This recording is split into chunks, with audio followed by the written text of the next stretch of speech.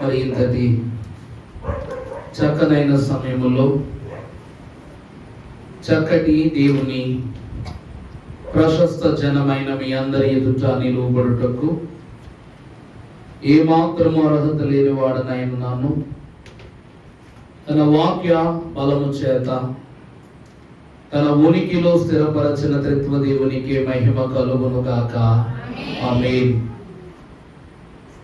పరమభక్తులు కాలగమనములో ఒక మంచి మాట చెప్తూ, మిమ్మల్ని అందరినీ చూస్తూ ఉన్నప్పుడు నాకు ఒక మంచి కవిత గుర్తొస్తుంది. ఏమిటంటే, సాటి లేని మీకు ధాటి అయిన వార్త చెప్పుట ద్వారా ధీటైన పోటు సాతానుకు తగిలేటట్లుగా దేవుడు పోటీయే లేని కాలములో సమస్తమైన మేలులతో మేటిగా మనల్ని బలపరచును గాక. ఆమేన్. చాలా సంతోషము.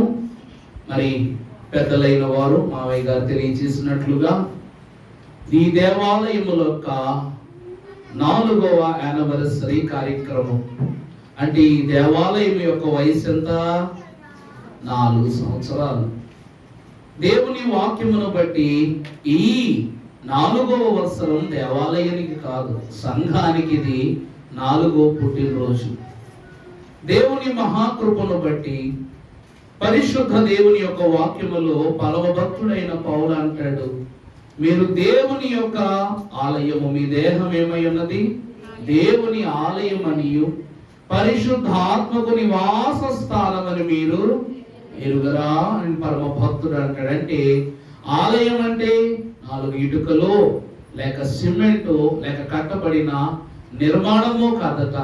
దేవుడు చేతితో నిర్మించుకున్న తొలి ఆలయము ఆదాము మహాభక్తుడు. అందుకే దేవుని చేతి పని ద్వారా ఈ సృష్టికి పునాది వేయబడటం, ఆ పునాది వేయబడిన సృష్టిలో తన చేతులతో నిర్మించుకున్న తొలి కట్టడమే మనము. కాబట్టి మనం ఎవరి నిర్మాణం అండి?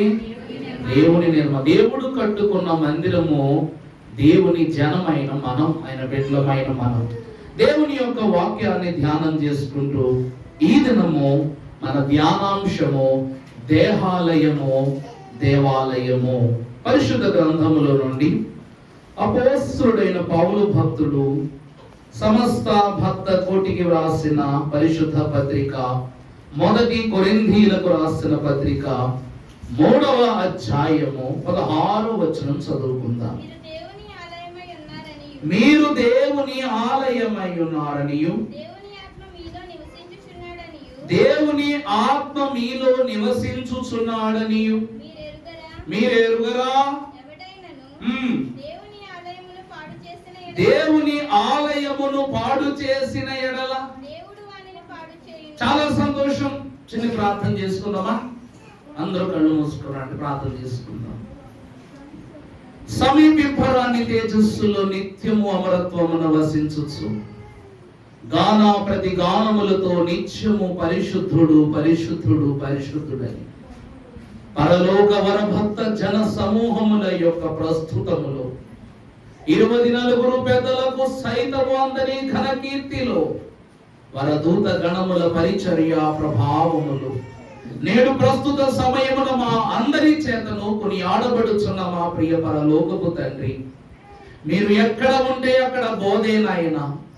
కొండ మీద ఉంటే కొండ మీద బోధే, దేవాలయములో ఉంటే దేవాలయములో బోధే, నావలో ఉంటే నావలో బోధే, కడకు కలువరి సిలువలోను నీ అమూల్యమైన బోధయే గనుక అట్టి బోధకుడును ప్రధాన యాజకుడవైన నీవు నీ దాసుడును అల్పుడన యోగ్యుడనైన నన్ను మరుగు చేయండి.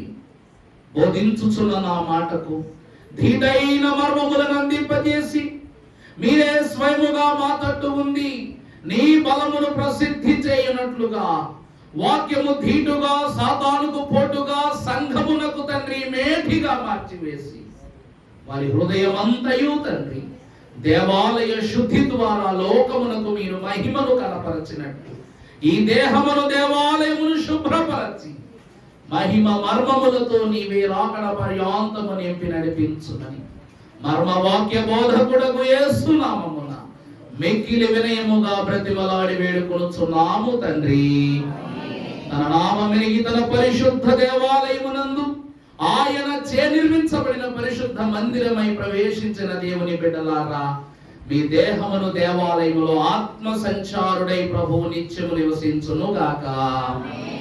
ప్రభునందు ప్రియ బిడ్డలారా, చదువుబడిన వాక్య భాగమును మరొక్కసారి మనము జ్ఞాపకం చేసుకుని ఒక్కసారి మరలా చదువుకున్నట్లయితే, మీరు దేవుని ఆలయమై ఉన్నారనియు దేవుని ఆత్మ మీలో నివసించుచున్నాడనియు మీరు ఎరుగరా?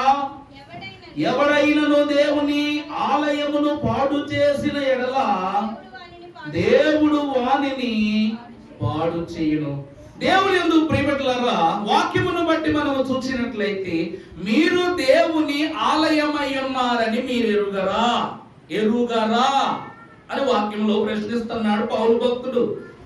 కారణం ఏమిటంటేనండి, ఆలయమై ఉన్నారని మీరు ఎరుగరా అనే పదము మనకు సంబంధించినది కాబట్టి, ఈ ఎరుగరా అనే పరిస్థితి మనకు ఎందుకు కలిగిందో ఒకానొక కాలమున ఒక మనుషుని అపరాధం మనకు గుర్తు చేస్తూ ఉంది. ఎవరు ఆయనంటే, స్వయముగా సృష్టికి పునాదియు తొలి నరుడును మొదటి పురుషుడై ఉన్న ఆదామును బట్టి మనం వాక్యంలో చూస్తాం. ఆదాము, నిన్ను నేను నా చేత్తో నిర్మించుకున్నా, నీకు తెలవదా? నీకు మహిమ వస్త్రములు ఇచ్చి మహిమ దేహం ఇచ్చి మలిన మంటని పురుషునిగా తయారు చేసుకున్నాను, నా చేతి పని. అవునా కదా? అరచేతిలో నిన్ను ఏం చేశాను? చూడుము, నిన్ను నా అరచేతిలో చెక్కి ఉన్నా, నీకు తెలియదా?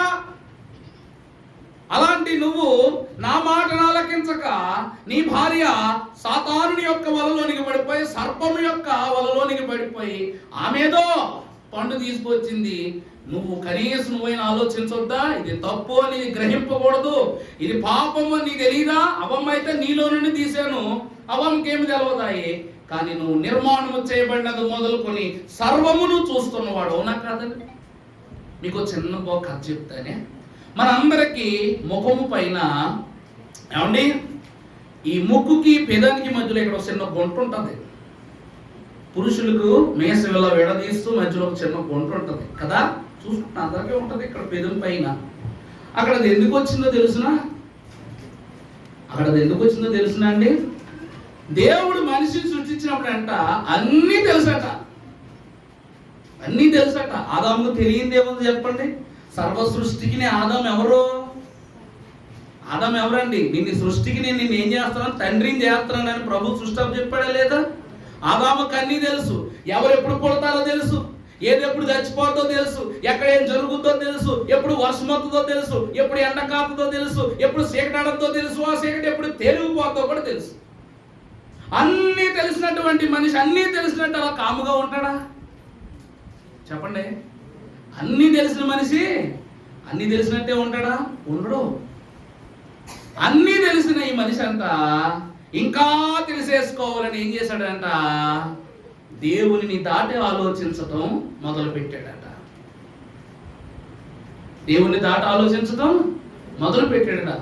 దేవుడికి మనశ్శాంతి లేదు, మనిషికి మనశ్శాంతి లేదు. అప్పుడు వేసాడంట దేవుడు ఏమని? నోటి మీద వేలు వేసుకుని కూర్చోమని. అప్పుడు అడిగిందన్నమాట, ఇక్కడ కొంట గప్చిప్ ఏం చేయి నువ్వు? నోటి మీద వేలు వేసి కూర్చోనప్పుడు వేసాడంట దేవుడు ఇక్కడ ఏలు.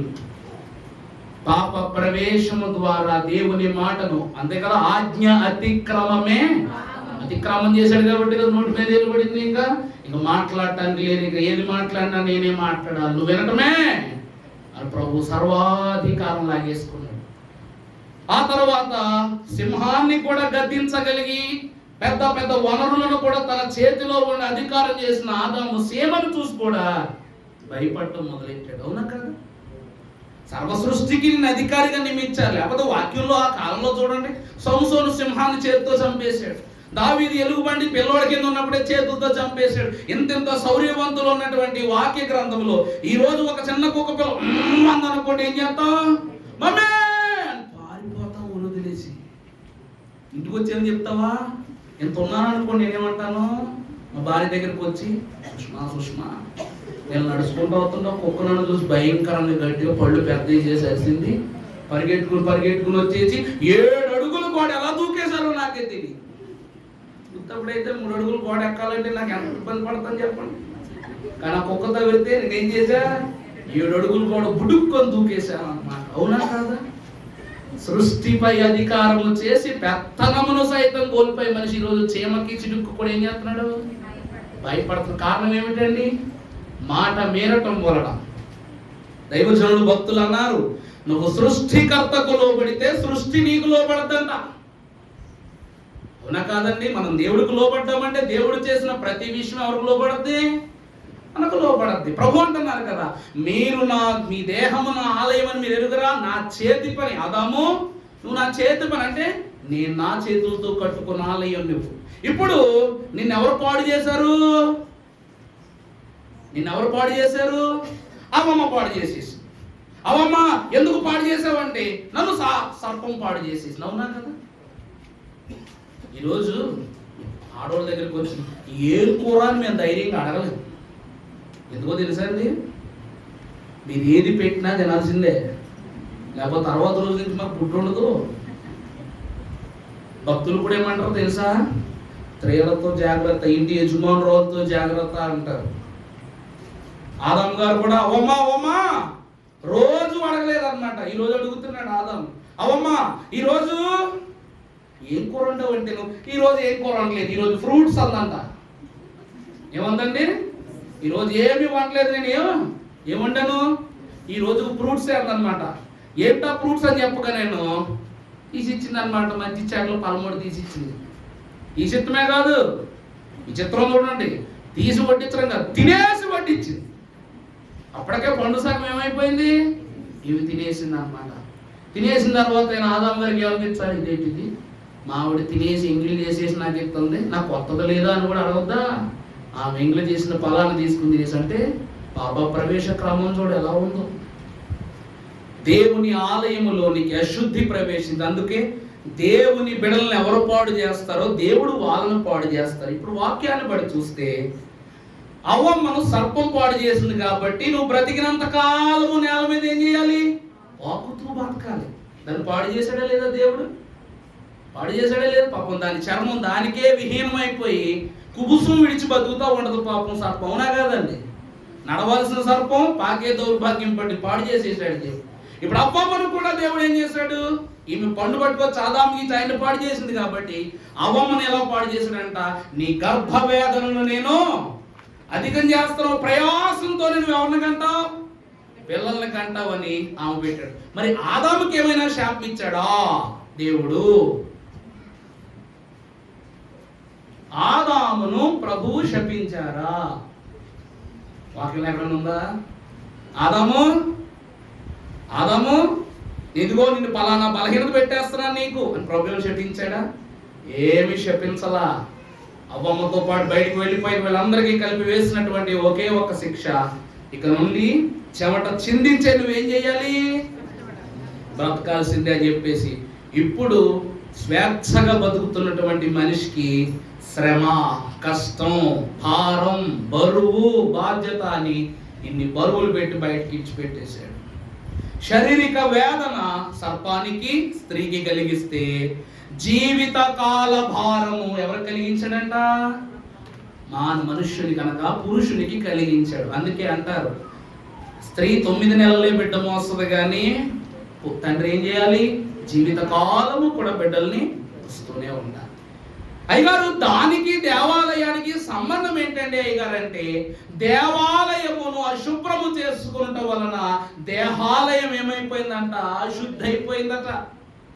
ప్రభునందు దేవుని వాక్యమునందు నిలబడిన వారు ఎందుకు ఈ దేహము దేవునికి ఆలయ స్థానముగా కోరబడుతున్నదంటే, పేతురు రాసిన మొదటి పత్రిక 2వ అధ్యాయము 5వ వచనము మనం ఒకసారి చూసినట్లయితే,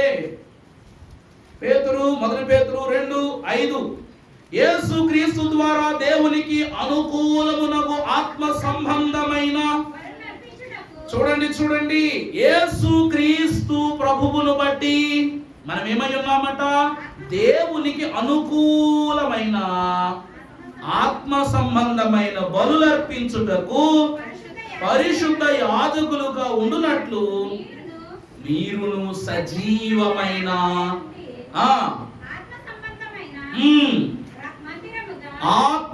అంటే సజీవమైన రాళ్ళుగా ఉండి ఆత్మ సంబంధమైనటువంటి మందిరముగా మీరు దేవుడు చేతితో కట్టినటువంటి నిర్మాణమై ఉన్న ఆదాము కాలంలో ఆ మందిరం ఏమైపోయింది? పాపమైపోయింది. దేవుని వాక్యములో రండి, వాక్యాన్ని బట్టి మొత్తం చూస్తే 7 యుగాలుగా ఈ యొక్క వాక్య గమనం మనకు తెలియజేస్తుంది. మొదటిది ఏమిటంటే నిష్కల్మష యుగము. మొదటి యుగం ఏంటండి? రెండవది మానవ పరిపాలనా యుగం. రెండో యుగం ఏంటంట? మూడవది ధర్మశాస్త్ర యుగం. మోషే కాలంలో దేవుడు ఆజ్ఞల నిబంధనలు ఇచ్చాడు, ధర్మశాస్త్ర యుగం. ఆ తరువాత కృపాయుగం, అంటే యేసుక్రీస్తు ప్రభు వారి యొక్క జన్మతో కృపాకాలం ఆరంభమైంది. ఆ తరువాత సిలువ, ఆ తరువాత తీర్పు, చివరిలో నిత్య రాజ్య పరిపాలన. వాక్యమంతా దీని మీద ఆధారపడి ఉంటుందంటే ఈ 6 విషయాల మీద ఆధారపడి ఉంటుంది. నిష్కల్మష యుగములో మనము చూస్తే అప్పుడు అక్కడ పాపమేమీ లేదు, సంచారము చేయించిన ప్రతి ఒక్కటి పరిశుద్ధమే.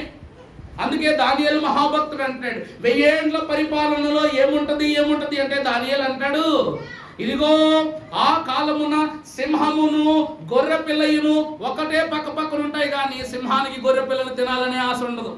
ఏమంటే ఏదేను వనములో సింహం గొర్రె పిల్లలు తిందా? తోడేలు గొర్రె పిల్ల జోలికి వచ్చిందా? మేకయు ఎలుగుబంటి ఒకే చోట గడ్డి మేస్తున్నాయి కానీ ఒకదాని ఒకటి తినాలని ఆలోచన లేదు. అలాంటి ఒక మహిమ కార్యాన్ని మనం ఎక్కడ చూస్తామంటే నోవాహు ఓడలో చూస్తాం. రెండోసారి అవునా? నోవాహు ఓడ కట్టించి 3 అంతస్తులు కట్టించుకున్నాడు. ఒక అంతస్తు అంతా కూడా జంతువులే, సింహములు, పులులు, ఎలుగుబంట్లు, గొర్రెలు, పశువులు, ఏమిటి అన్ని జతలుగా అన్ని పక్కన ఉన్నాయి. సింహం పక్కనే ఉంది కానీ సింహానికి గొర్రెలు తినాలని ఆలోచన లేదు. 40 రోజులు కడుపు కట్టుకున్న ఆలోచనను మూట కట్టుకున్న దేవుడు అలా ఇచ్చాడనమాట. తర్వాత 2వ వారంలో పక్షులు, అవునా అండి? గ్రద్ద పక్కనే ఉంది, పక్కనే పావురం ఉంది. సంపాదనిపిస్తుందా? పై అంతస్తులో నోవహు అతని కుటుంబం ఉన్నారు. అలాంటి కాలమునే 1000 ఏండ్లు అందించడానికి దేవుడు ఏం చేస్తున్నాడంట? దేవుడు 1000 ఏండ్ల పరిపాలనను ఏర్పాటు చేశాడంట. అందుకే భక్తులు ఏమన్నారు తెలుసా అండి? ఈ 40 రోజులు నోవాహు ప్రళయం వచ్చినప్పుడు ఓడలో చేసింది ఏంటంటే ప్రయాణ సన్నిధి అన్నారు. దాన్ని ఏమన్నారండి? ప్రయాణ సన్నిధి. అంటే వాటి మనస్సులో ఉన్నది ఒకటే, ఆకలి కానీ, దాహము కానీ, లోకము కానీ, పాపము కానీ ఏమీ లేదు. ఉన్నదల్లా ఒకటే, దేవుడు మాత్రమే. 40 రోజులు వాటి ఆలోచన, జంతువుకు కూడా ఆలోచనే. విచిత్రం ఏంటి చెప్పమంటారా?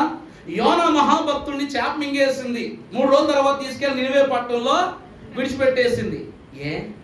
నిజానికి చెప్పాలంటే ఒక తిమింగలం అరగంటకు ఒకసారి బయటకు వచ్చి ఊపిరి వదులుద్ది. తిమింగలం ఊపిరి బయటకు వచ్చి పీల్చుకుని మళ్ళీ ఊపిరి వదలడానికి ఎంత టైం పడుతుందంట? అరగంట పడుతుందంట. మీరు ఎప్పుడైనా డిస్కవరీ ఛానల్ చూస్తారు, పెద్ద నీళ్ళు వస్తాయి బయటికి, వాటర్లోంచి బయటికి రాగానే. అదేంటనుకున్నారు? దాన్ని శ్వాస విడిచిపెట్టడం. అలాంటి తిమింగలం 3 రోజులు, ఎందుకంటే ఆ ఊపిరి కానీ విడిచిపెట్టింది అనుకోండి, వెంటనే ఏమైపోద్ది? నోవాహు క్షమించాలి, యోనా కడుపులోకి వెళ్ళిపోతాడు, ఈ రంధ్రాలు గుండా బయటకు వచ్చేస్తాడు. అందువలన అది 3 రోజులు ఆహారం తినలేదు. చివరికి ఊపిరిని కూడా ఏం చేసుకుందంట? కట్టుదిట్టం చేసుకుని నోవాహును నినివే పట్టణం దాకా తీసుకుని వెళ్ళింది. చివరికి యోనాతో 3 రోజులు చేప కూడా ఉపవాసం చేసింది. అందుకే వాక్యములో పరమ భక్తులు కీర్తనలు రాస్తారు, సకల ప్రాణులు యెహోవాను స్తుతించుడి, సకల ప్రాణులు యెహోవాను స్తుతించుడి, హల్లెలూయా ఆమేన్, హల్లెలూయా ఆమేన్, ఎల్లప్పుడూ దేవుని స్తుతించుడి, దేవుని స్తుతించుడి, ఎల్లప్పుడూ దేవుని స్తుతించుడి. సకల ప్రాణులు ఏం చేస్తున్నాయంట? స్తుతిస్తున్నాయి. ఏమంటే ఒక మాట చెప్పమంటారా? అయ్యగారు, నేను కుక్కలతో మాట్లాడగన్న వాళ్ళు ఎవరైనా ఉంటే చెయ్యతండి. లేదు, మా పశువులు, మా ఆవులు, ఎడ్లు ఇవన్నీ ఉన్నాయి, వాటితో మాట్లాడతాను అయ్యగారు, నాకు రోజు అలవాటే, రోజు అటు మేపుతాను కాబట్టి మా భాష నాకు వచ్చిన వాళ్ళు చేతులు ఎత్తండి. వచ్చా? కానీ నువ్వు మాట్లాడే భాష పశువులకు అర్థమవుతుందా లేదా? అనగానే ఏం చేస్తుంది? పరాయి వాడి పొలంలోకి వెళ్ళకుండా నువ్వు ఎక్కడుంచో 10 దాటుతూ. ఇప్పుడు నీ కుక్క ఉంటుంది, నువ్వు స్నూపీ అని పప్పి అని పేరెట్టుందని తెలుసా? పప్పి అన్నవానికి ఏం చేస్తుంది? పుష్పు పుష్పం పెట్టుకొని వచ్చేస్తుంది నీ పక్కలోకి. ఈరోజు సర్వజ్ఞానము కలిగిన మానవుడికి తోటి జంతువును అధికారపూర్వకంగా గద్దింపగలడు, కానీ దానితో మాట్లాడే శక్తి మనకుందా? దేవుడు వీటన్నిటినీ కట్టిపెట్టి ఈరోజు వాక్యం ద్వారా ఎందుకు మాట్లాడుతున్నాడో తెలుసా? మనం పక్షులతోనూ పురుగులతో జంతువులతో కాదని మాట్లాడాలి. ఎవరితో మాట్లాడాలి? దేవునితో మాట్లాడాలి. అందుకే నీ దేహము దేవుని ఆలయము, పరిశుద్ధాత్మకు నివాస స్థానం అని మీరు ఎరుగరా? మీరు నా సొత్తు అంటే మీరు ఎవరితో మాట్లాడాలి? నాతోనే. మీరు ఎవరి కొరకు కనిపెట్టుకోవాలి? నా కొరకే. ఎందుకంటే విరివి కాదు ఈ లోకములో ఏది లేదు. అందువలన దేవుని ప్రియబిడ్డలారా, మనము ఆత్మీయత అనే రాళ్లతో కట్టబడిన వారు. ఆ బండ క్రీస్తే అని చదువుకుంటాం వాక్యంలో, అవునా కదా?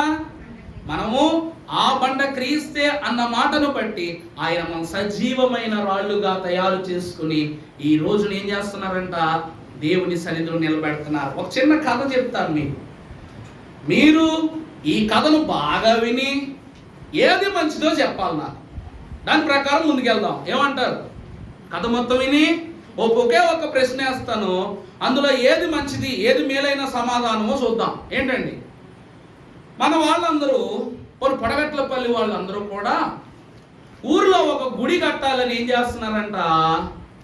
ఆ గుడి కట్టడం కోసం మంచి స్థలాన్ని చూచి ఆ గుడిలో ప్రతిష్ఠించడానికి ఒక శిల్పాన్ని, అంటే ఒక దేవుడి ప్రతిమను చెక్కటానికి, ఒక విగ్రహాన్ని చెక్కటానికి ఒక మంచి రాయి కోసం ఎదుగుతున్నారంట. అవునా కాదండి? శిల్పం చెక్కాలంటే ఏం కావాలా? ఒక మంచి రాయి కావాలా.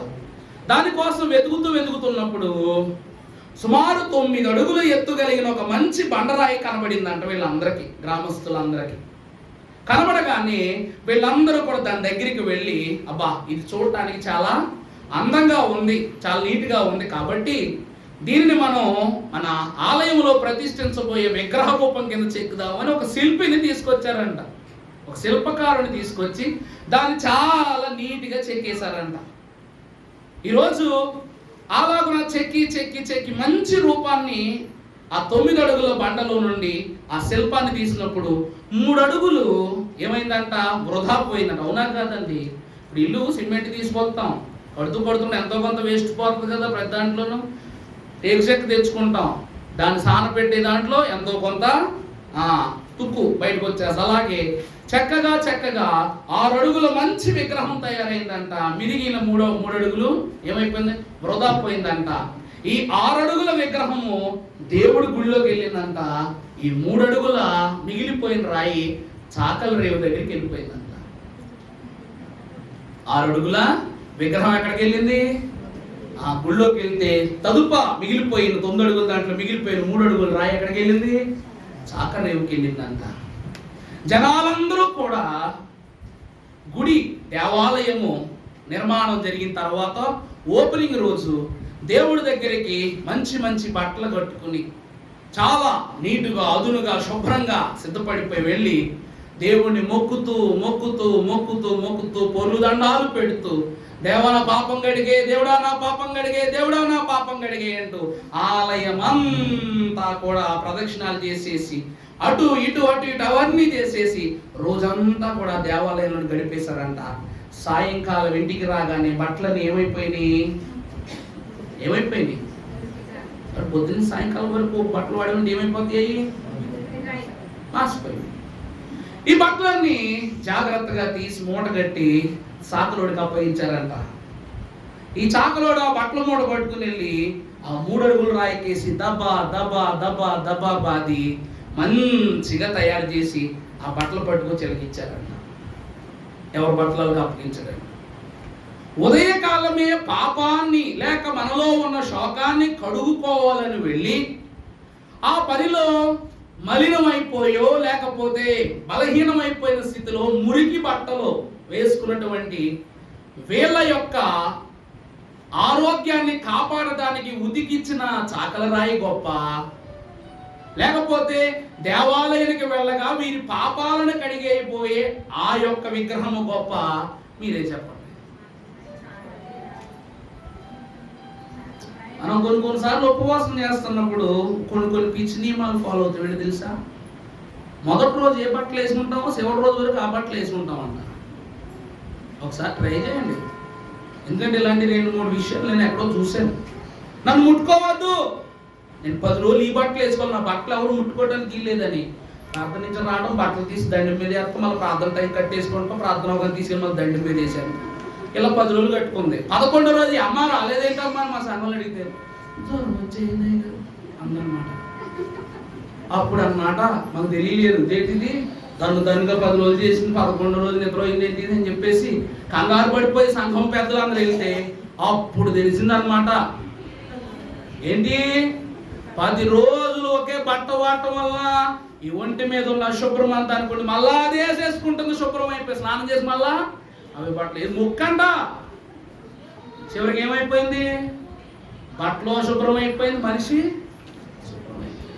ఇప్పుడు మీరే చెప్పండి, నీ దేహము మీద ఉన్న బట్టలు ఆరోగ్యంగా ఉంచి ఆరోగ్యమైన బట్టలు ధరించుకుని గుడి వద్దకు పంపి నువ్వు మ్రొక్కటానికి కారణమైన చాకలి రాయి గొప్ప, లేకపోతే వెళ్ళిన నువ్వు మురికితో అనారోగ్యంతో తిరిగి రావడానికి కారణమైనటువంటి విగ్రహం గొప్ప? నువ్వే చెప్పు.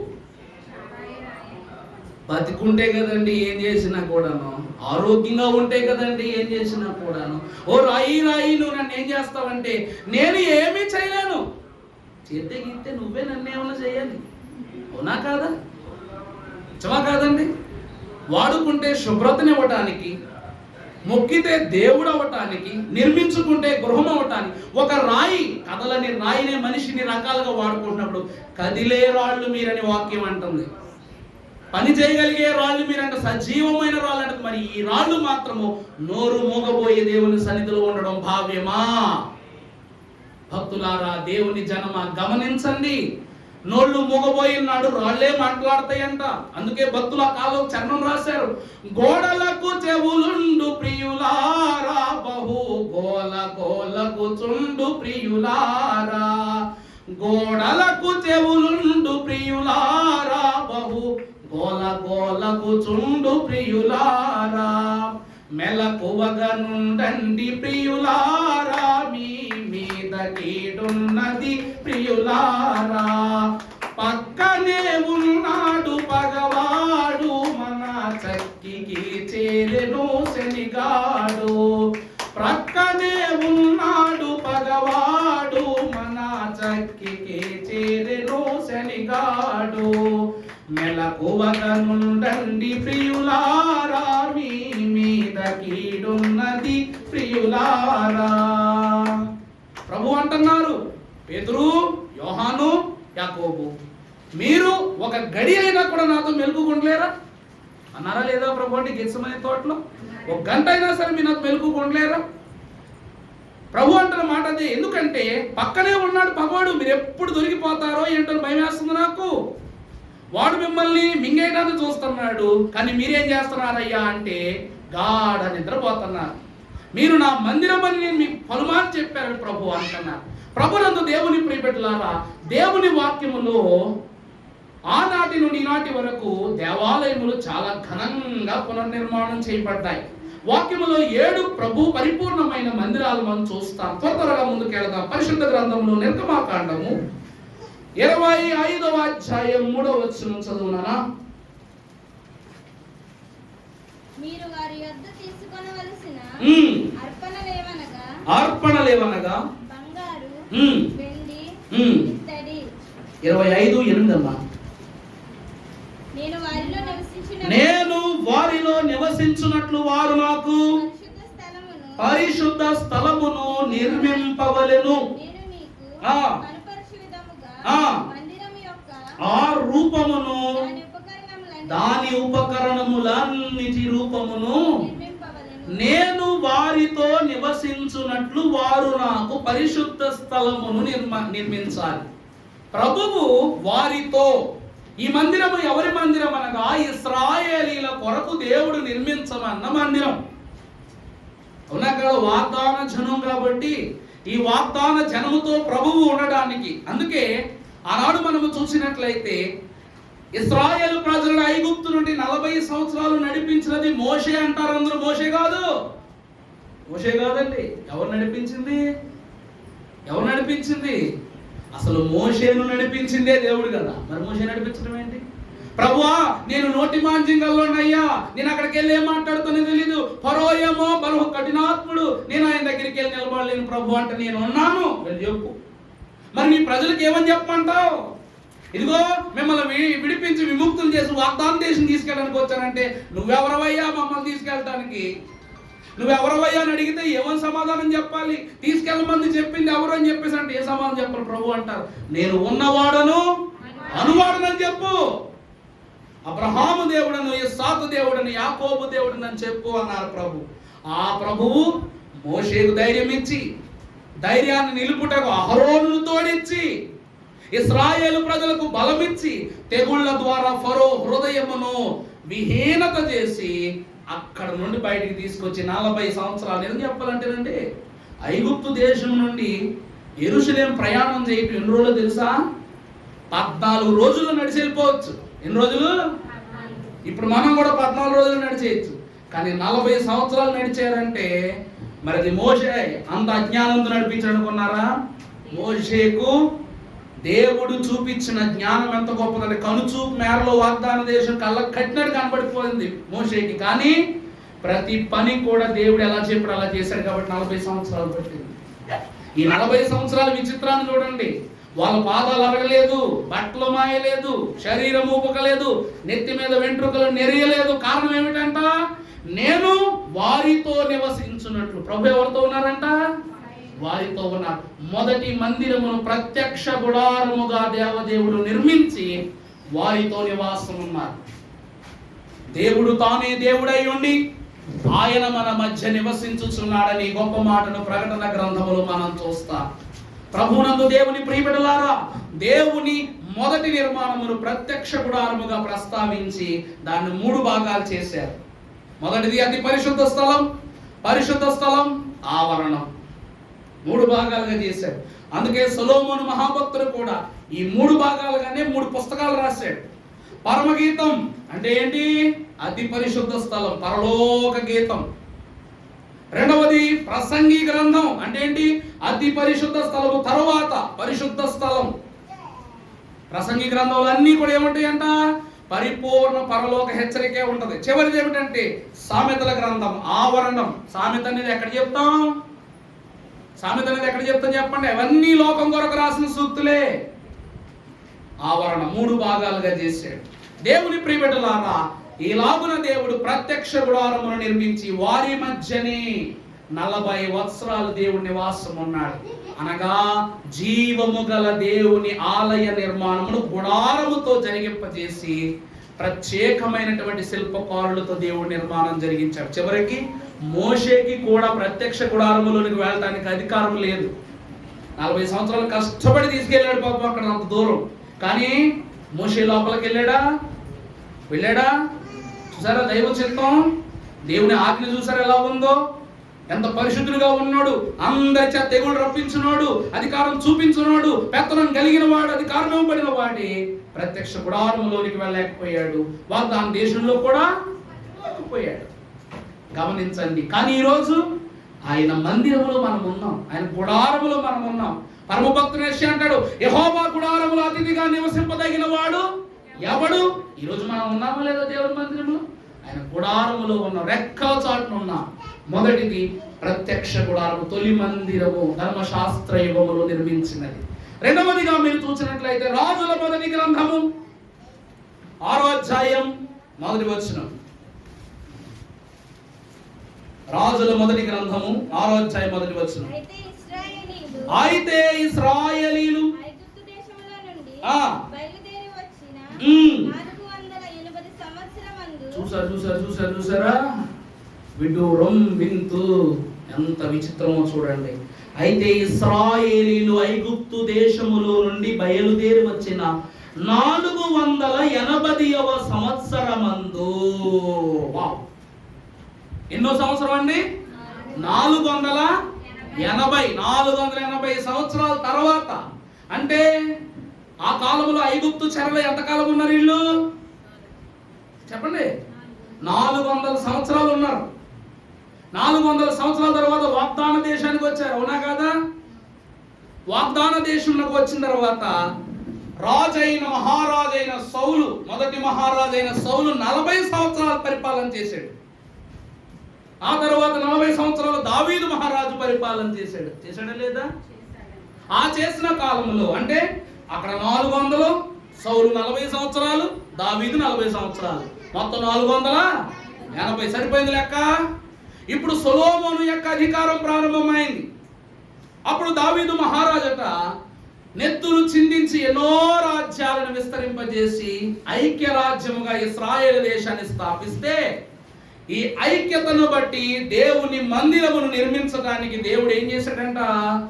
పరమ భక్తుడైన దావీదు మందిరము కట్టడానికి దేశ విదేశాల నుండి మహా గొప్ప గొప్ప వక్తలను, శిల్పకారులను, గొప్ప సముదాయాన్ని తీసుకొచ్చాడంట. కానీ దేవుడు ఒక్కటే అన్నాడు, దావీదు నీ చేతులు రక్తంతో నిండిపోయింది, అపవిత్రమైపోయింది నీ చేతులు, అందువలన నా మందిరాన్ని నీ చేత కట్టించుకో, నీ కుమారుడి చేత కట్టించుకుంటాననగానే సర్లే దేవుడు నా చేత కట్టించుకున్నాడు, పుట్టేవాడు పడతాడులే తెప్పలని చెప్పేసి దావీదు ఊరుకున్నాడా? ఆ మందిరానికి కావలసిన శ్రేష్టమైన బంగారమును, కలపను, తదితరులైన పనివారిని, పనిముట్లు అన్నిటినీ కూడా ఆనాడే సిద్ధపరిచి ఉంచాడట. ఎంత ఘనమో చూడండి.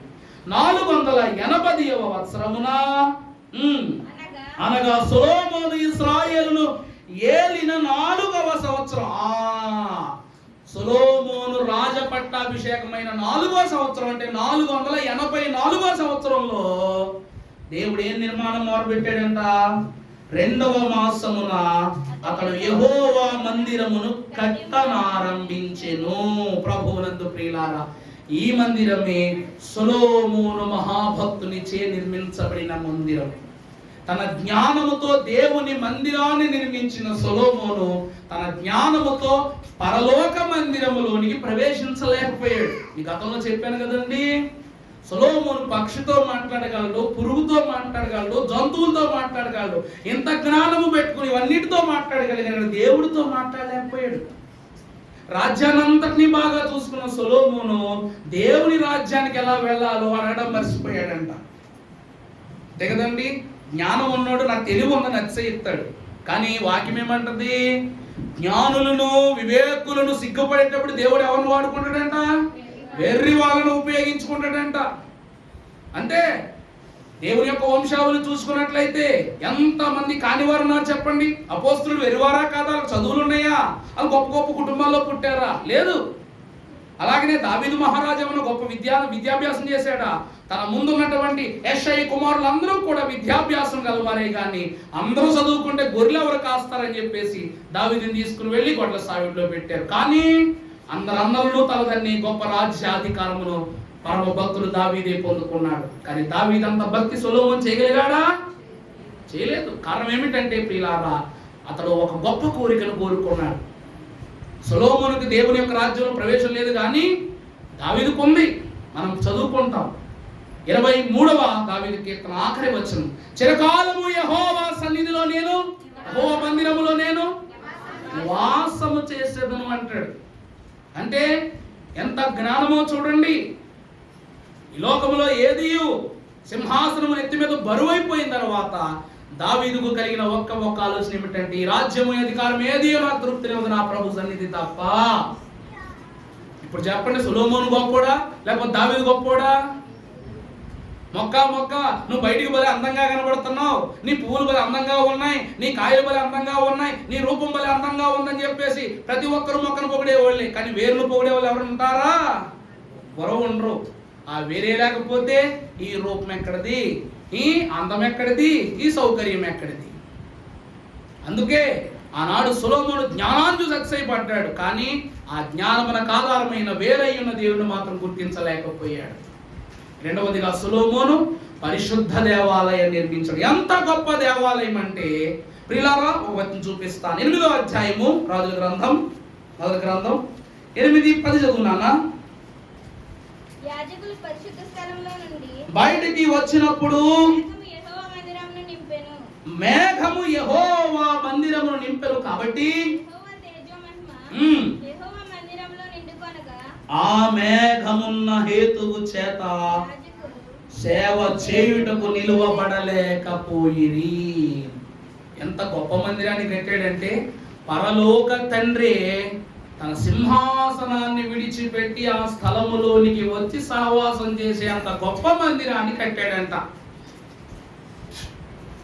ప్రభునందు ప్రియబిడ్డలారా, వాస్తుల గురించి మాట్లాడుకుంటే సొలొమోను కట్టిన ప్రతి అణువు కూడా వాస్తు ప్రకారమే కట్టబడింది. అర్థమైందా అండి? వాస్తు వాక్యంలో లేదనుకోదు, వాస్తు వాక్యంలో ఉంది.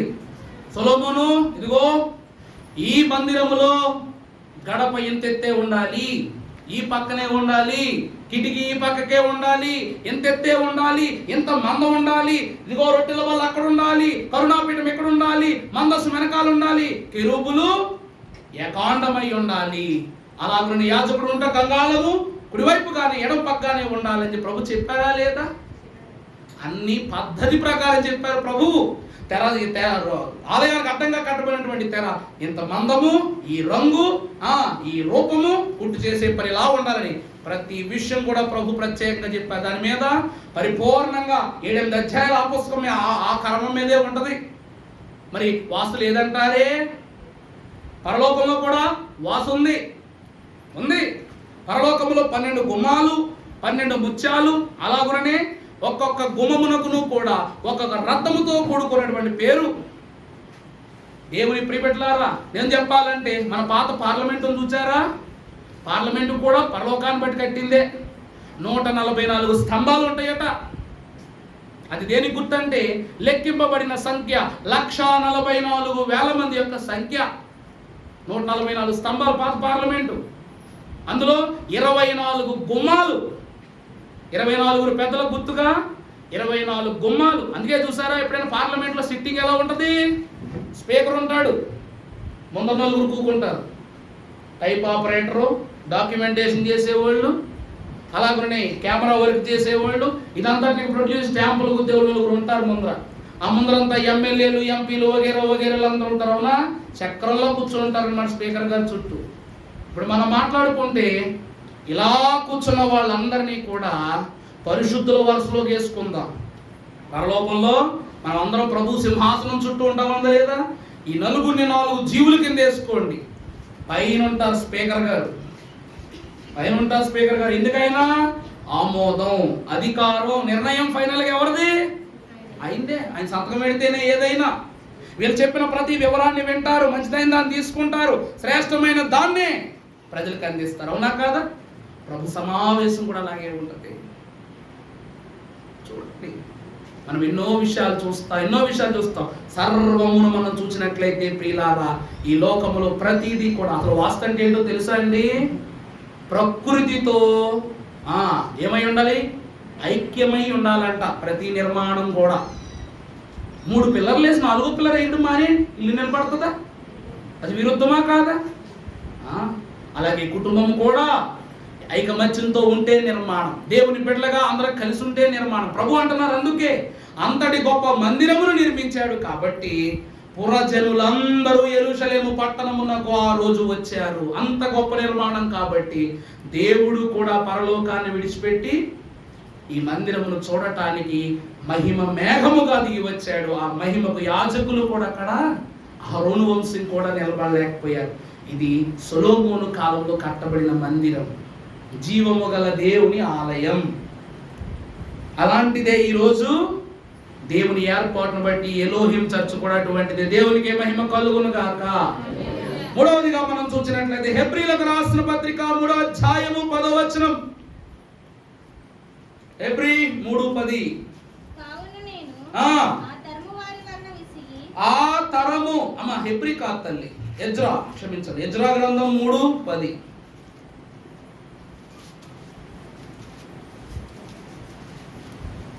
ఎజ్రా గ్రంథం 3వ అధ్యాయం 10వ వచనం. చిన్న ప్రవక్త గ్రంథం. శిల్పకారులు యెహోవా మందిరము యొక్క పునాదిని వేయుచుండగా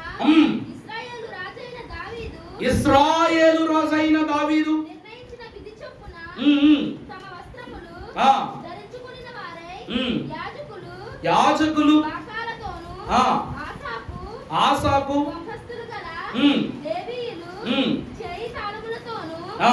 నిలవబడి ఉమ్. యెహోవాను స్తోత్రము చేసిరి. ప్రభువునందు ప్రియపెట్టులారా, అప్పుడు 10వ వచనం చదవమ్మా. 3:10. ఎజ్రా 3:10. శిల్పకారుడు యెహోవా మందిరం యొక్క పునాదిని వేయుచుండగా వేయుచుండగా ఇశ్రాయేలు రాజైన దావీదు ఉమ్. నిర్ణయించిన విధి చొప్పున ఆ. తమ వస్త్రములు ధరించుకొనిన వారై 11వ వచనం చదవం. 11. వీరు వంశమున కూడి వీరు వంతు చప్పున వారు కూడి యెహోవా దయాళుడు యెహోవా దయాళుడు ఇశ్రాయేలీయుల విషయమై ఉమ్. ఆయన కృప నిరంతరము నిలుచునని పాడుచు ఆ. యెహోవాను స్తుతించిరి. చాలా అన్న ప్రభునందు దేవుని ప్రియమిట్లారా, ఎజ్రా కాలములో పరమభక్తుడైన ఎజ్రా అతడు ఒక రోజు విధానమైనటువంటి ఏడుపు అనుభవిస్తున్నాడంట. అంటే ప్రభువును అప్పగించిన పని నేను సరిగా చేయలేకపోయాను అని ఏం చేస్తున్నాడంట, కింద ఒక పరదా ఆల్చుకుని దాని మీద మోకాళ్ళు వేసుకుని తన బట్టలు చింపుకుంటూ తన చేతిలో వస్త్రాన్ని చింపుతూ ప్రభు ఎదుట ఏడుస్తున్నాడంట. ఇప్పుడు హెబ్రీ పత్రిక చదువున్నాను 3:10. ఇప్పుడు చదవండి హెబ్రీ 3:10. కావున నేను ఆ తరము వారి వల్ల నేను విసిగిపోయాను. ఆమెని తర్వాత వీరెల్లప్పుడూ తమ హృదయాలోచనలు తప్పిపోవచ్చున్నారు. నా మార్గములు తెలుసుకొనలేదు గనుక నేను కోపముతో ప్రమాణము చేసినట్టు వారు నా విశ్రాంతిలో ప్రవేశింపరని చెప్పి. అంటే ఎజ్రా దేవుని ఎదుట ఏమని అంగలారుస్తూ ప్రార్థన చేస్తున్నాడంటే, ఆ తరములతో నేను ఏమైపోయాను, సిగ్గిపోయాను. మనము వాక్యములో సొలొమోను మందిరం ఎంతో సుభిక్షముగా తన కాలగమనంలో చాలా బాగుంది. కానీ సొలొమోను తర్వాత సొలొమోను కొడుకు వచ్చాడు. అర్థమైందా అండి? ఇంటి దొంగని ఎవరు పట్టుకోలేరు, అవునా? పాపం సొలొమోను ఇంటి దొంగ ఎవరంటే తన కొడుకే. రెహబాము స్నేహితుడైన యెరోబాముతో కలిసి ఏమైపోయాడంట, 12 గోత్రాలు కలిగినటువంటి యెరూషలేము సామ్రాజ్యాన్ని 10 గోత్రాలను బయటికి తీసిపోయాడంట. లేవీయులు యూదులు తప్ప మిగిలిన గోత్రాలన్నీ ఎక్కడ ఉన్నాయి, బయట ఉన్నాయి. బయట ఉండి కొత్త ఆలయం ఒకటి కట్టేశాడు. కొత్త ఆలయం కట్టేశాడు. లేవీయుల దగ్గరికి వచ్చి మీరు యాజకత్వం చేస్తారో చేయరా, మీరు అక్కడే ఉంటారంటే, పుట్టెరిగినప్పటి నుంచి మా పితరులందరం కూడా యెరూషలేములోనే దేవుని చేత నియమింపబడ్డాం. మేము ఆ పాపం ఒడిగట్టుకోము, మిమ్మల్ని లేవీయులు రామన్నారు. కానీ దాను గోత్రములో నుండి యాజకులను తయారు చేసి తొలి బలి అర్పణ చేస్తున్నప్పుడు రెహబాము యొక్క చెయ్యి బలిపీఠం మీద పెట్టగానే చెయ్యి అంతా ఏమైపోయిందంట, ఎముకల గూడులాగా అయిపోయిందంట. కారణం దైవ విరుద్ధమైన క్రమమును. దేవుడు ఊరకనే నిర్మాణం చేసుకున్నాడా, అది ఎలా ఉండాలి ఇది ఎలా ఉండాలి ప్రభువునే చేశాడా చెప్పండి? భక్తులైన వారు ఒక అద్భుతమైన మాటను మనకు తెలియజేస్తున్నారు. 2వ రాజుల గ్రంథం 25వ అధ్యాయము 8వ వచనం అమ్మ చదువునానా. రాజు 2వ గ్రంథము 25:8.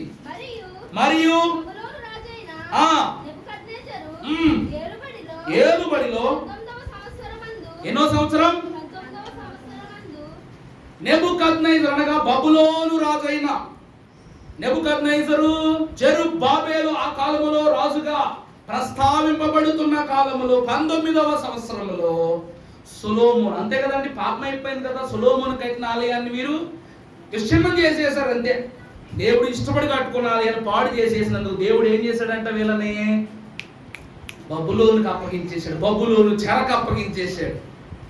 ఇర్మియా కాలంలో చూస్తాం, ఇర్మియా కాలంలో మొత్తము ఆలయాన్ని, గ్రామాలని, ఆ దేశాన్ని తగలబెట్టేస్తాడు. ఎవరు? బబులోను రాజైన నెబుకద్నెజరు మొత్తం అంతటిని ఇక్కడ హస్తగతం చేసేసుకుంటాడు. అప్పుడు 70 ఏళ్ళు బబులోను చెర. ఈ 70 ఏళ్ళు కూడా చరిత్ర ఉందండో, ఊరకనే 70 ఏళ్ళు పెట్టల. ఈ 70 అనే పదం అర్థం ఏమిటంటే, దేవుడు యాకోబు కుటుంబాన్ని విస్తారం చేసినప్పుడు ఆ యాకోబు కుటుంబం మొత్తం ఎంతమంది అంటే 70 మంది. యాకోబు కుటుంబం ఎంతమంది అండి? 70 మంది. ఈ 70 మందికి గుర్తుగానే రెఫీదీములో దేవుడు 70 ఈత చెట్లను ఇస్తాడు. 12 గోత్రాల గుర్తుగా 12 నీటి బుగ్గలను ఇస్తాడు. యెరూషలేములో ఇప్పటికే ఉన్నాయి అలాగే 70 ఈత చెట్లను 12 నీటి ఓటలను వాళ్ళ గుర్తుగా ఇచ్చాడు. అందుకే యాకోబుతో ప్రారంభమైనటువంటి ప్రస్తావనను 70 ఏళ్ల చెరగా ఇశ్రాయేలీయులను బబులోను రాజుకు అప్పగించేస్తాడు దేవుడు పట్టుకుని. అంతే కదా, నువ్వు నా బిడ్డలను చెడిపితే నేను నిన్నేం చేస్తానన్నాడు దేవుడు, చెడిపేస్తున్నాడు. అదేగా చేస్తున్నాడు. ఇప్పుడు ఈ 70 ఏళ్లలో పెద్ద ప్రవక్తలు ఉన్నారు, చిన్న ప్రవక్తలు. జకరియా మహాభక్తుడు, ఏమండి, ఎజ్రా, నహూము, వీళ్ళందరూ కూడా అందులో ప్రవక్తలే. ఆ చెరలోనే బాగుపడ్డోళ్ళు బాగుపడ్డారు. ఇప్పుడు జైలుకి వెళ్తామండి, జైలుకి వెళ్ళాడు అనుకోండి, శిక్ష వేశాం కాబట్టి మనం చేసిన తప్పుకు శిక్ష పడింది, ఇప్పటికైనా మారాలని మారి బయటకు వచ్చినాడు ఒకలా ఉంటాడు. అలాగా జైల్లోనే ఉన్నాం కదని బయటకు వచ్చి మళ్ళీ ఇంకోసారి జైలుకి వెళ్ళాలని ఇంకోలా ఉంటాడు. అవునా కాదా? ఇప్పుడు మొదటిసారి జైల్లో పెట్టారు, రెండోసారి జైల్లో పెడతారు, మూడోసారి ఎక్కడ పెడతారు? మూడోసారి ఎక్కడ జైల్లో పెడతారా? ఊరు శిక్ష కూడా పెడతారు. అవునా కదా? తెలియక చేసావు కాబట్టి జైలు, సరే తర్వాత చేస్తావు కాబట్టి తప్పిదమేనని కాస్తారు. మూడోసారి కూడా నా ఇష్టం అనుకున్న వాడికి ఏం చేస్తాడు? తీసుకెళ్ళిపోతారు, పైకి తీసుకెళ్ళిపోతారు. ఇద్దరు దోతులు వచ్చి తీసుకుపోతారు. అంతే. దేవుడు తెలిసి తెలిసి తెలిసి ఎన్ని విషయాలు పాపం చేసినా కూడా బబులోను చెరకు అప్పచెప్పేస్తే ఆ బబులోను చెరలో మార్చబడిన వారు మొదటి విడతలో నుండి కొంతమంది ప్రజలు బయటకు వచ్చిన తర్వాత ఆ ప్రజలైన వారిని జెరుబ్బాబెలు అనగా ప్రవక్త అయిన జెరుబ్బాబెలు వారిని బయటకు తీసుకువచ్చి అక్కడ ఉన్నటువంటి వంశస్థులైన వారితో మరలా రెండవసారి ఆలయాన్ని కట్టడం ప్రారంభిస్తాడు. అర్థమైందండి? మీకు అర్థమయ్యేలా చెప్పాలంటే, నెహెమ్యా ఒక మందిరం కోసం ప్రార్థన చేశాడు, గుర్తుందా? నెహెమ్యా మందిర పునాదులను మరలా పునర్నిర్మించడానికి ప్రార్థన చేశాడే. ఆ ప్రార్థనా మందిరము యొక్క పునాదులను ప్రారంభించినది ఎవరనగా జెరుబ్బాబెలు.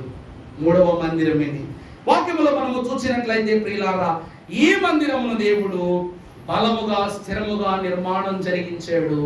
ఈ నిర్మాణము జరిగించిన దేవాలయమును ఆ కాలములో దేవదేవుడు తన హస్తమును అడ్డుపెట్టి పరిపూర్ణంగా నిర్మాణం జరిగించాడు. ఇది 3వ మందిరం. అందుకే జకర్యాకు 8 దర్శనాలు వస్తాయి ఒక్క రోజులో. తెలుసండి?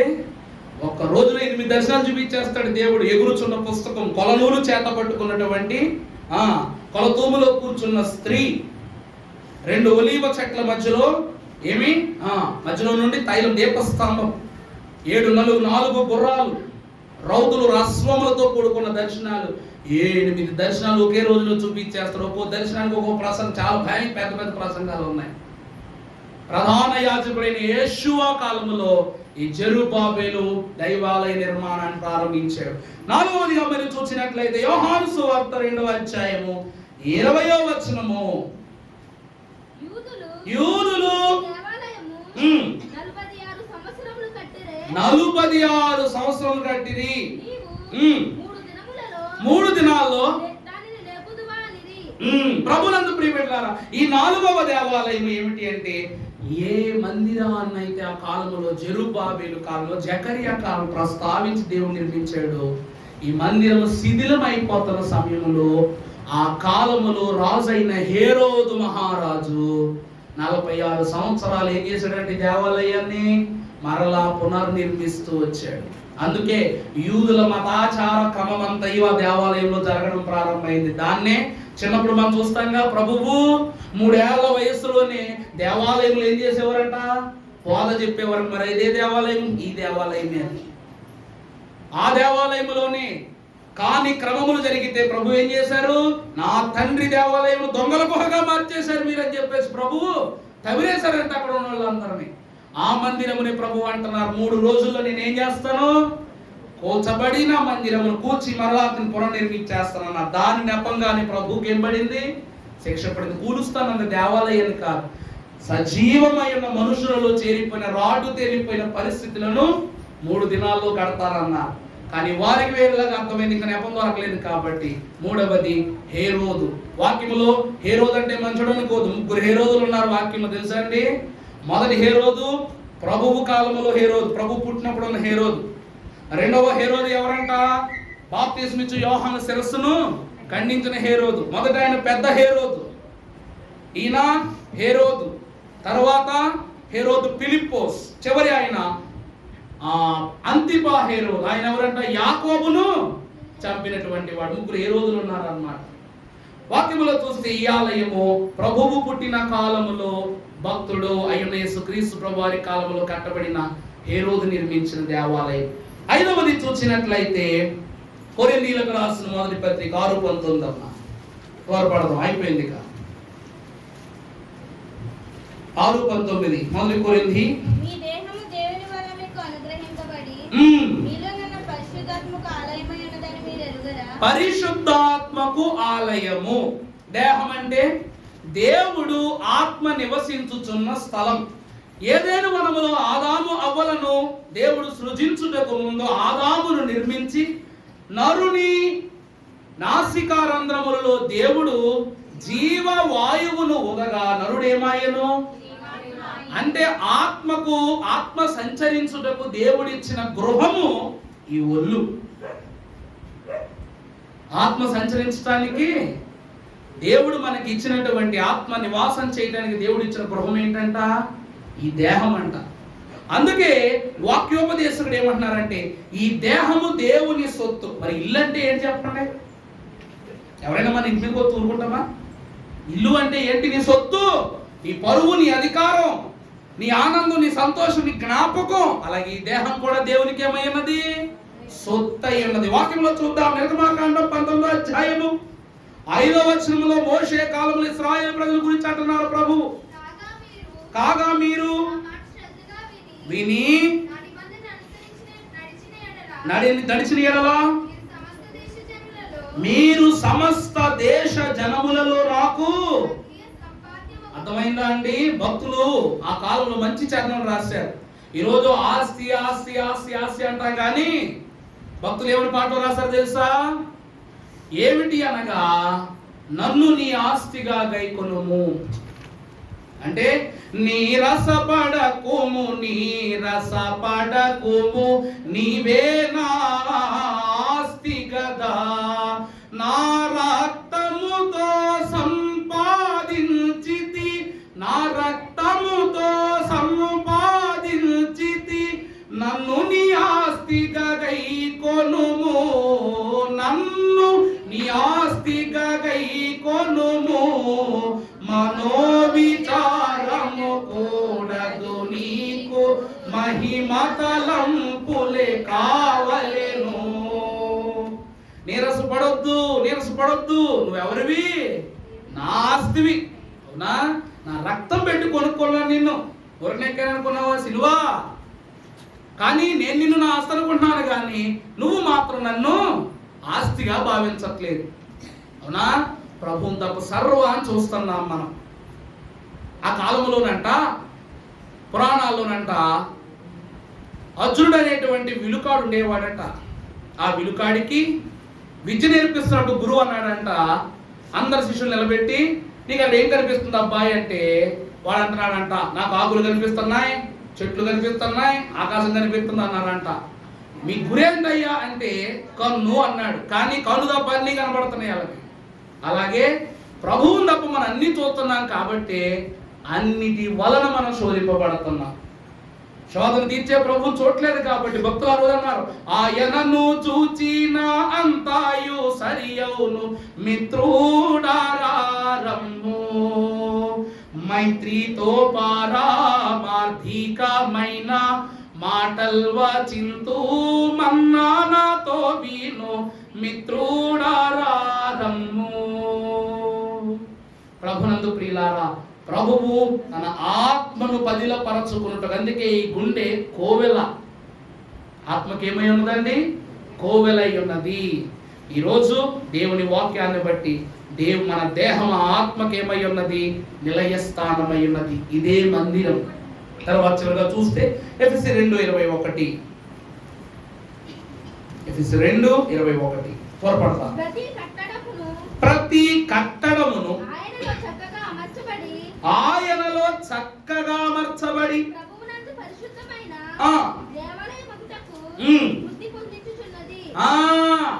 ఏమో ఒక్కసారి కొంచెం గట్టిగా పడి చదువునా మొదటి నుంచి. ప్రతి కట్టడమును ఆయనలో, చాలు, ప్రతి కట్టడం కూడా ఆయనలో చక్కగా అమర్చబడి అంట. ఏమండి, ఈ కళ్ళు తీసుకొచ్చి ఇక్కడ ఎట్టామనుకోండి, చెప్పండి, ఈ కళ్ళు తీసుకొచ్చి పక్కకెట్టుకున్న బోడు విశాలంగా ప్లేస్ ఉంది కదా, ఇక్కడ ఎట్టారు అనుకోండి, బాగుందా? ఈ ముక్కు తీసుకొచ్చి ఆ కళ్ళ కింద పెట్టాను అనుకోండి, బాగుంటుందా? ఈ పేదలు పట్టుకొచ్చి వెనక బోళ్ళంతా జుట్టు లేని ప్లేస్ లేదు, కొంచెం గుండు గీసిన వెనకాల ఎట్టించుకున్న బాగుంటుందా? ప్రతి కట్టడము కూడా ఆయనలో చక్కగా కట్టబడి అర్థమైందా? ఇవి వాస్తే, ఇది వాస్తే, ఇది వాస్తే, ఇది వాస్తే అన్ని వాస్తు ప్రకారమే. రూపం కూడా కళ్ళు ఇక్కడే ఉండాలి, ముక్కు ఇక్కడే ఉండాలి, నుదురు ఇలాగే ఉండాలి, పెదవి ఇలాగే ఉండాలి, 5 వేలలో ఒక్కొక్క వేలు ఎక్కడెక్కడ ఎలా ఉండాలో అలాగే ఉండాలి. అమెరికా ప్రెసిడెంట్కి ఈ వేలు ఇక్కడ, ఈ వేలు ఇక్కడ ఉంటుందా? నాకు పాస్పోర్ట్ ఎలా అంటావా? ఎలా అంటావా? వాటర్ కావాలని ఎలా అంటావా? పిల్లలు బాగుంటుందా? రివర్స్ ఇచ్చామనుకోండి ద్రవం ఎవరైపోద్ది అనమాట మొత్తం. అంతా పద్ధతే కదమ్మా. చేతితో చేయవలసిన పని కాళ్ళు చేసినా, కాళ్ళు చేయవలసిన పని చేతులు చేసినా దానివల్ల కలిగేది అవమానము, దారిద్ర్యమే. దేవునిలో చక్కగా అమర్చబడి, అందుకే అంటాడు క్రీస్తు సంఘమునకు శిరస్సు అయి ఉన్నాడు. మరి సంఘం క్రీస్తుకు దేహమై ఉంది అంటే ఏంటి? ప్రభువు మనకు శిరస్సుగా, ఆయనకు మనం దేహంగా, ఒక మందిరంగా, సంఘంగా అమర్చబడి ఉన్నాం. దేవుడు కట్టాడా లేదా? కరెక్ట్ గాను పెట్టాల్సిన చేతులు ఇటక పేర్చినట్టు పేర్చాడు దేవుడు. వేళ్ళు పదిలంగా పేర్చాడు, ఎముకలు ఎలాగన పేర్చాడు, గుప్పెడు గుండెని ఎక్కడ ఉంచాలో అక్కడే ఉంచాడు, తినే ఆహారం ఎక్కడికి వెళ్ళాలో అక్కడే ఉంచాడు. ప్రతి దానికి కూడా వాస్తే చూశాడు ప్రభు. చూడలేదని చెప్పట్లా, దేవుడు నిర్మించుకున్న మనిషే ఒక వాస్తు. అందుకే ఈ లోకములో ఒక కట్టడాన్ని మించిన మరో కట్టడం ఉంది కానీ, ఒక మనిషిని పోలిన ఒక మనిషి ఉన్నాడు కానీ, ఒక మనిషి యొక్క తత్వాన్ని పోలిన మరో తత్వం లేదు. నేనేం ఆలోచిస్తానో నన్ను కన్న తల్లిదండ్రులకు తెలియదు, వాళ్ళేం ఆలోచిస్తారో నాకు తెలియదు.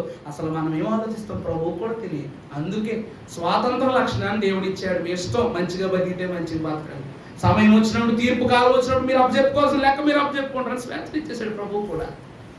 ఇర్మియా అంటాడు 19వ అధ్యాయంలో ఏమని? హృదయం అన్నిటికంటే మోసకరమైనది, ఘోరమైన వ్యాధి గలది, దానిని గ్రహింపగలవాడు ఎవ్వడూ లేడు ఈ లోకంలో. దేవుడు కూడా గ్రహించలేదు కదండి. అందుకే 6వది సంఘము. దేవుడు కట్టిన, క్రమంగా కట్టిన దేహం సంఘం. అవునా కాదా? ప్రభు అక్కడ ఉన్నారు, మేము ఇక్కడ ఉన్నా, మీరు ఇక్కడ ఉన్నారు. రేపటి రాకడ కాలంలో మీరు అక్కడ ఉంటారు, ప్రభువు యొద్ద ఉంటారు, ప్రభువులో ఉంటారు, ప్రభువుతో ఉంటారు. అప్పుడు అక్కడ వారు ఇక్కడ వారు ఏముండదు, అందరము ఒక చోట ఉండే వాళ్ళమే. చివరిగా మనము చూస్తే ప్రకటన గ్రంథము 11వ అధ్యాయము 19వ వచనం చదువుకుందాం. ముగింపు మాట. దేవుని ఆలయము, దేవుని నిబంధన మందసము కనబడెను. అప్పుడు మెరుపులను, ధ్వనులను, ఉరుములను, గొప్ప వడగండ్లను. చివరి ఆలయము మనము చేరవలసిన నిత్య జీవ మందిరం ఏమై ఉన్నదంటే పరలోకం.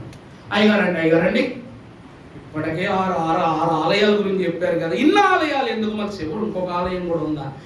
ఈ 6 ఆలయాల క్రమం ఏమిటో మనకు వాక్యంలో చూసాం.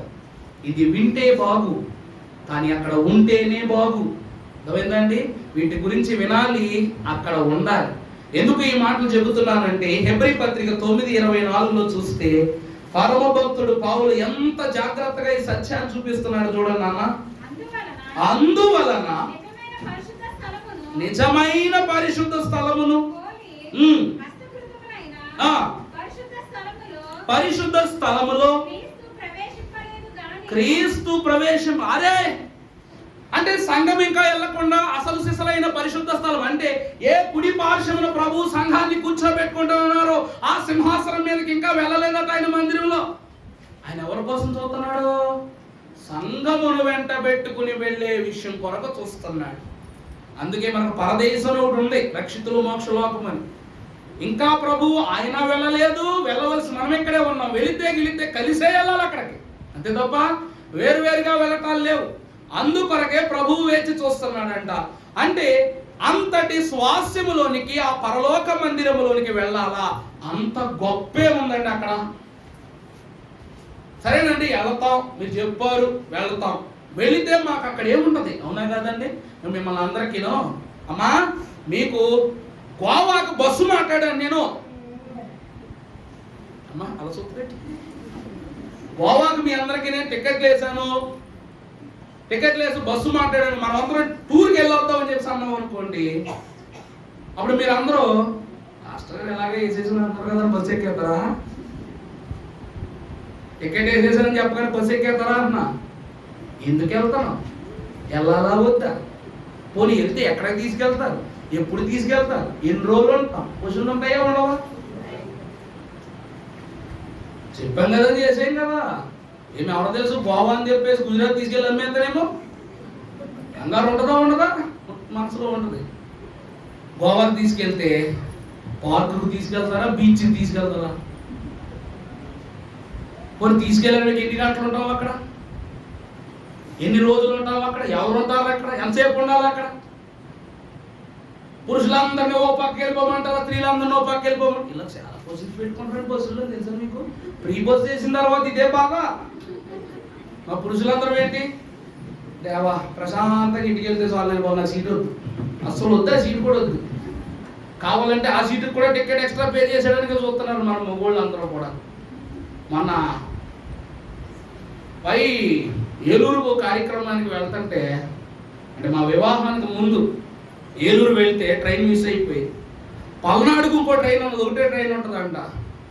ఏదో కంగారుగా క్యాచ్ చేసి ఎక్కేసాం. ఎక్కితే ఒక ఆవిడ అనమాట అర్థంగా తవలు పరిచేసింది, ఆయన పడుకునే చోట మొత్తం తవలు పరిచేసింది. తావల పక్క జరిగితే ఇది మాది అంది. అది ఏటన్నా ఒక దాని మీద కూర్చున్నావు కదంటేను, ఏ మా చంద్రన్న మాకు అందరికీ ఉచిత రైలు కూడా ఇవ్వాలనుకున్నారంటేను, ఊరి బాబు బస్సు అయిపోయింది రైలు కూడా ఇచ్చేసాడు చంద్రన్న అనుకున్నాం మేము. ఈ గోడవలు కంగారులు మాకు ఎందుకులే బాబు, శుభ్రంగా ఇలా డోర్ గారు నిలబెడితే ప్రశాంతంగా వెళ్ళిపోవచ్చు అనుకుని వెళ్ళావు అనమాట. ఆ ఎదురుకున్న ఆడవాళ్ళు కూడా ఇంక ఇప్పుడు చెప్పిన ధైర్యం వచ్చేసింది, ఇంకా వచ్చిన వాళ్ళు కదా చెప్పేస్తున్నారు. పరలోకంలో ఏముంటది, ఆ మందిరంలో ఏముంటది, ఏముంటుందో కూడా చూసేది. పరలోక పరిశుద్ధ గ్రంథంలో ప్రకటన గ్రంథం 21, 22 చదువు. 21వ అధ్యాయం 22వ వచనం చదివానా చివరి వరకు. ఏమండి, పరలోకములోనికి వెళ్ళిపోయిన తర్వాత, మందిరములోనికి వెళ్ళిపోయిన తర్వాత, ఆ మందిరములో నాకు ఏ దేవాలయం కనపడలా. గొర్రె పిల్లయ్యను అర్థమైందా అండి? దేవుడు తానే స్వయముగా జనుల మధ్య నివాసము చేయను. ఏమండి, దేవుణ్ణి పెట్టాలంటే దేవాలయం కావాలి. దేవుణ్ణి పెట్టాలంటే ఏం కావాలి? దేవాలయం కావాలి. ఇక్కడ దేవుడే దేవాలయం అన్న తర్వాత ఇంకెక్కడైనా ఎక్కడ పెడతాం? ఇప్పుడు నువ్వు వెళ్ళిన చోట ఆలయం లేదు, కానీ దేవుడే ఆలయం అయిపోయి ఉన్నారంట. నీకు అర్థమవుతుందా అండి? సింపుల్గా చెప్పాలంటే, మీ డబ్బులు దాయాలంటే బ్యాంకు కావాలి. మీ డబ్బులు దాయాలంటే బ్యాంకు కావాలి. ఇక దాయనక్కర్లేదు, ఈ డబ్బులు పోవు, ఈ క్రమాలు ఏమి అక్కర్లేదని చెప్పేసి లోకానికి నమ్మకం వచ్చిన బ్యాంకులు ఉంటాయా? ఉండవు. లేకపోతే ఆ బ్యాంకుల వల్ల పలానా మోసం జరుగుతుందా, నువ్వు బ్యాంకులోకి వెళ్ళి డబ్బులు పెడతావా? పెట్టావు. అప్పుడు నీ ఇల్లే బ్యాంకు. దోతుందా? ఇప్పుడు ప్రభువే దేవాలయం. తర్వాత